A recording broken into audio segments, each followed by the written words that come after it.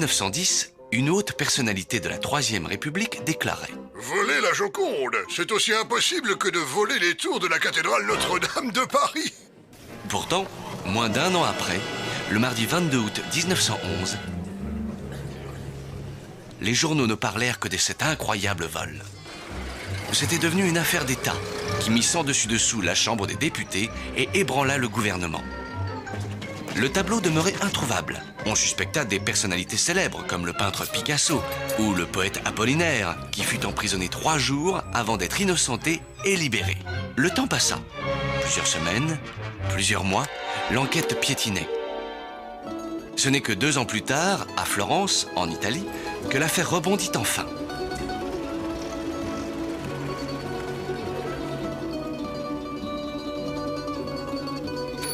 Buongiorno. J'ai quelque chose à vous montrer, quelque chose d'exceptionnel. De quoi s'agit-il? D'un tableau. Vous pouvez me l'apporter? Impossible. Vous devez me suivre. Vous ne le regretterez pas. Le mystérieux homme conduisit l'antiquaire jusqu'à sa chambre.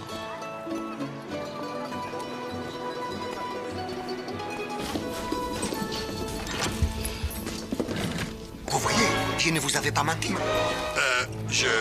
Oui, effectivement. C'est très intéressant. Ne bougez pas d'ici, je vais réfléchir.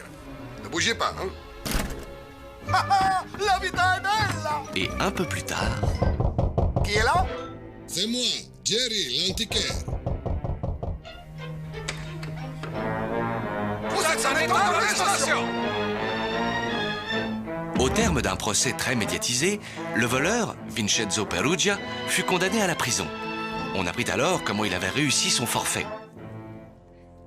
Il avait été chargé de réaliser une vitrine pour protéger la Joconde. Le dimanche 20 août 1911, à l'heure de fermeture du musée, il s'était laissé enfermer avec 2 complices dans un débarras où l'on rangeait du matériel. Le lendemain matin, jour de fermeture du musée, il avait décroché très tranquillement le tableau et il avait ensuite réussi à sortir du Louvre sans que personne ne le surprenne. Le 4 janvier 1914, la Joconde retrouva sa place au Louvre. Ce fut l'occasion d'une magnifique fête.